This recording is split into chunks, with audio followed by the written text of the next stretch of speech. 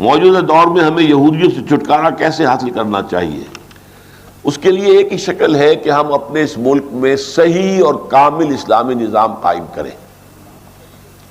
सही और इस्लामी निज़ाम कायम होगा तो अल्लाह ताला की मदद फिर हमारे साथ शामिल हाल हो जाएगी। अल्लाह की मदद के बगैर यहूदियों से का मुकाबला नामुमकिन है। यहूदियों की पुष्ट पर पूरी ईसाई दुनिया इस वक्त है। Sole supreme power on earth America, वो उनका आलाकार है।